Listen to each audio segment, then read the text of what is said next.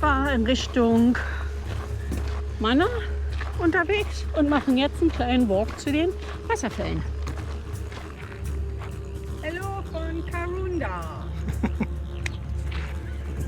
Unser erstes Silvester im Outback.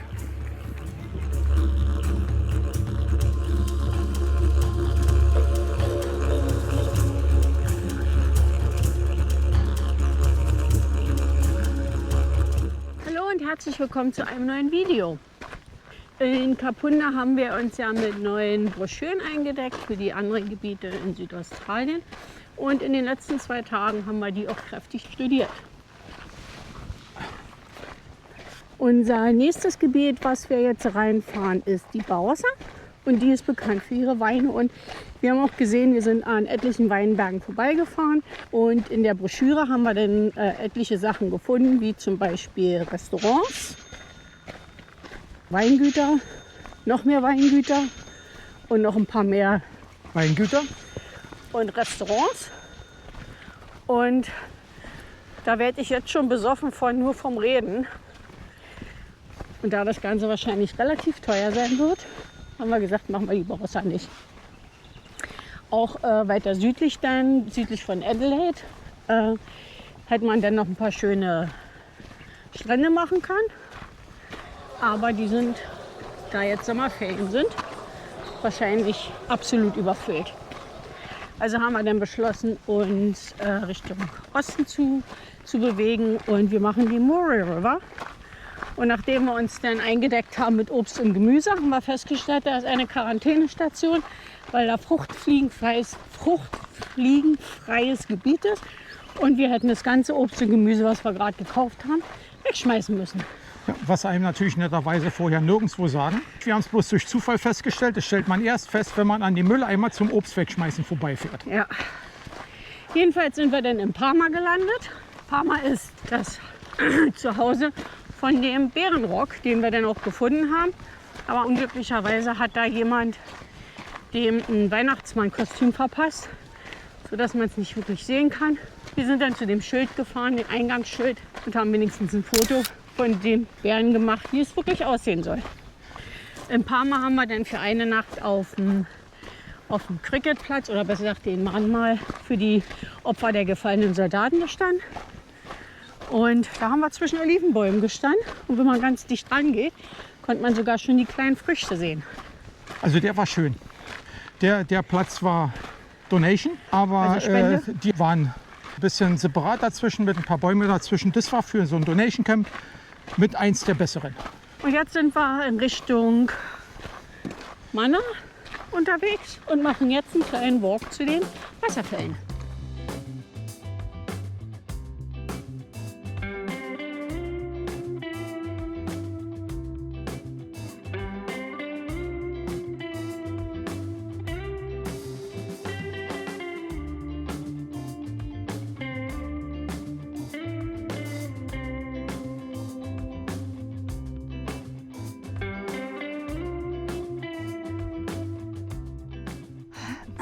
Wir sind angekommen.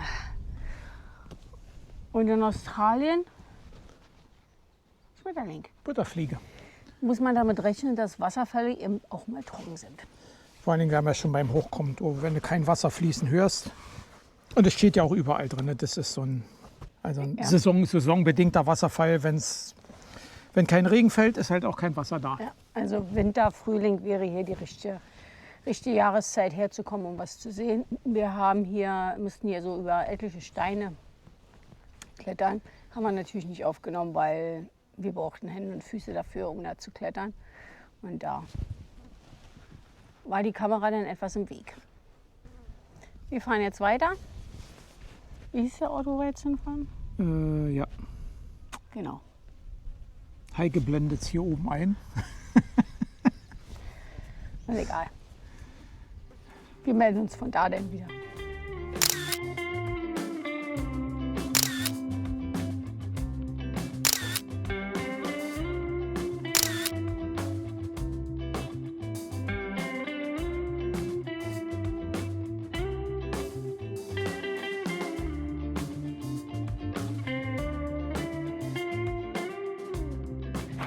Hallo von Karunda. Eigentlich wollten wir ja noch in den Pub gehen und warten, bis die Sonne untergegangen ist, damit wir uns die Silo Art angucken können. Aber der hat zu. Ja, da wollten wir schon mal die lokale Wirtschaft hier unterstützen und uns anständig einen auf die Bimmel hauen. Ja gut. Dann warten wir eben so auf den Sonnenuntergang und auf den Beginn der Siloart. Es ist übrigens die erste ihrer Art. Schreiben Sie hin, dass sie halt tagsüber eine normale Siloart machen und nachts dann halt das mit Bildern beleuchten. Exciting!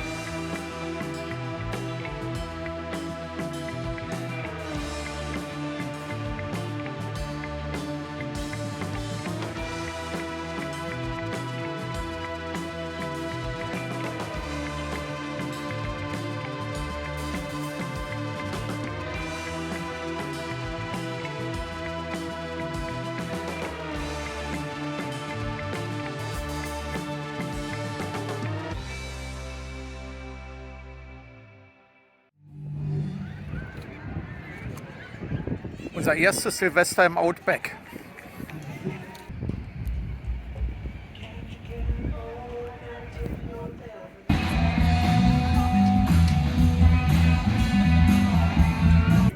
Yeah, Party! Nur noch ein bisschen hell, ne? Did we get it? We get that in action shot.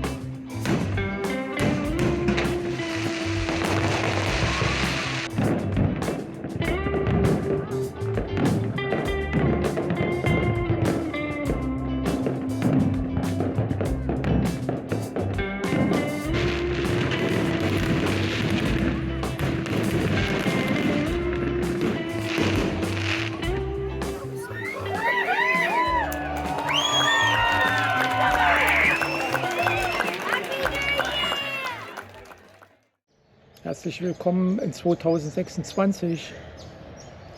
Ja, wir wünschen ein gesundes und erfolgreiches neues Jahr. Die letzten 3 Nächte haben wir hier in Moray Bridge verbracht und wir haben die Kameras meistens nicht laufen lassen. Haben wir einfach mal etwas ruhigeres Neujahrswechselfest verbracht. Heute ist der 2. und heute geht's weiter. Ja. Der Karawan ist fertig und wir geben jetzt noch die Schlüssel ab und dann hängen wir den Karawan an und dann geht's los.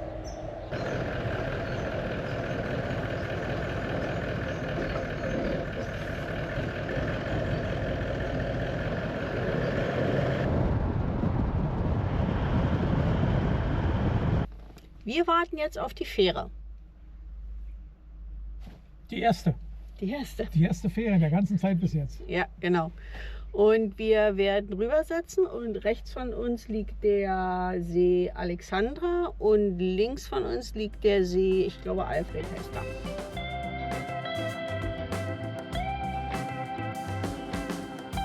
Geht nach vorne ein bisschen runter, aber ansonsten sieht es gut aus. Also Südaustralien bringt mich total durcheinander. Gesundheit. Warum? Weil erstens wegen der Zeit, wenn du morgens aufstehst, die Sonne geht gerade auf, ist schon 8 Uhr, so ungefähr. Und dann ist hier alles ein bisschen mehr, wie soll ich sagen, kompakt. Während wenn wir in Northern Territory, Western Australia, Queensland gefahren sind, bist du mal 300 Kilometer gefahren, bis du an den nächsten Ort angekommen bist. Und hier, wir sind irgendwie nicht weit gekommen, oder? 100 Kilometer oder so? Nee, nicht mal. Nicht mal 100, ich glaube 70 Kilometer oder irgendwie sowas Ja. ist gewesen. Naja, jetzt bleiben wir noch mal heute hier und morgen fahren wir dann weiter. Bisschen ruhig. Okay. Just wing it. Genau. Okay. Is that carb? It's a carb, No, yeah. you can do it. Bring it up. You've got it. You've got it. Bring it on here. On the, Oh, bring it here. Isaac, That's it. got one. Bring it here. Oh, that's all right. That's okay. It's gonna flap around a little bit. Well done. I think I'm not sure how it is here actually in South Australia. I think legally in Queensland and all the other states you are not even allowed to throw them back. No. You have to destroy them, yeah? Yeah. That's what I said. Why I don't get it. Why don't people eat them? Yeah. no.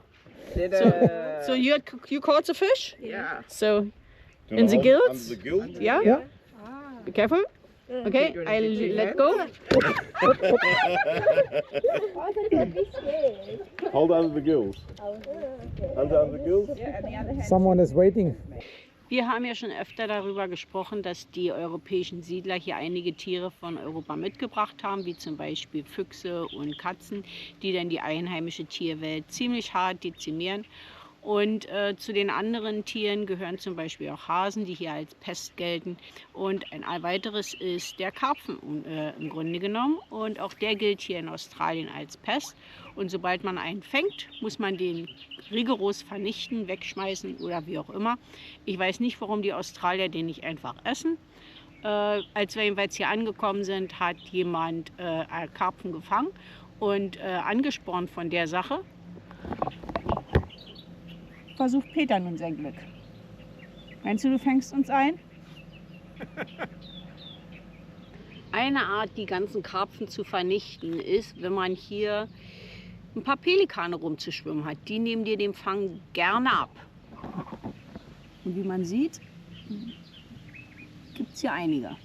Der Angler, der den Karpfen vorhin gefangen hat, hat ihn an uns gespendet, anstatt an den Pelikane. Und wir haben das dankbar angenommen. Und heute Abend gibt es dann frischen Fisch zum Abendbrot. Nochmal vielen Dank an Unbekannt. Wenn es hier so viele Karpfen gibt, warum warten denn die Pelikane, dass die Angler die für die rausholen? Weiß nicht, vielleicht sind sie für die Pelikane zu groß. Ja, aber die Karkasse, die ich da vorhin hingeschmissen habe, die hat er auch mit einem Haps weggenommen. Wohin geschmissen? Die habe ich da im Land geschmissen, da ist er rausgekommen und hat sich die geholt. Ah ja, okay. Aber es ist wahrscheinlich einfacher, den Fang von den Anglern zu nehmen, als selber zu fischen, oder? Viel zu anstrengend. Wenn du das Ding in den Schnabel geschmissen kriegst, ist es bestimmt einfacher. Manchmal kann man sogar welche hier oben sehen, wa? So an der Oberfläche. Ja. Die dunklen Punkte, manchmal hüpfen sie sogar raus. Also jetzt gib dir mal Mühe, damit wir unseren Tiefkühler auffüllen.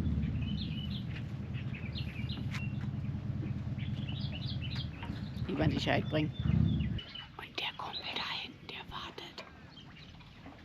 Da hat sich noch einer eingeschlichen. Habe ich gar nicht mitgekriegt. Haufenweise Karpfen, haufenweise Pelikane, aber Peter fängt nicht einen einzigen davon. Also die Pelikane vermehren sich hier. Das heißt, du gibst auf. Gehen wir zurück zum Karawan und essen den anderen Fisch. Ist wahrscheinlich besser, ha?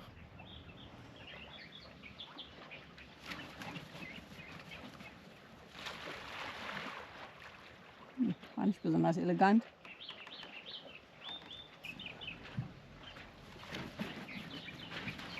Noch nicht besonders elegant. Gucken, was Nummer 3 sagt.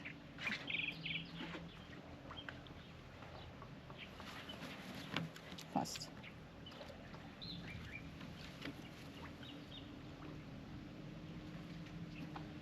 Und hopp.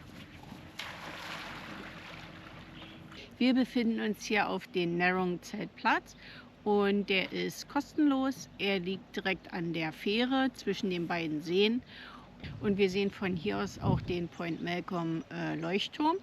Ich habe von meiner Frau gelernt, das ist Australiens einziger Leuchtturm, der im Inland ist. Und es ist gleichzeitig noch ein zweiter Rekord. Es ist Australiens kleinster Leuchtturm. Und der ist dafür zuständig, um die Navigation auf den beiden Seen hier zu organisieren. Ja. Und haben wir wieder was gelernt. Wieder was gelernt, genau.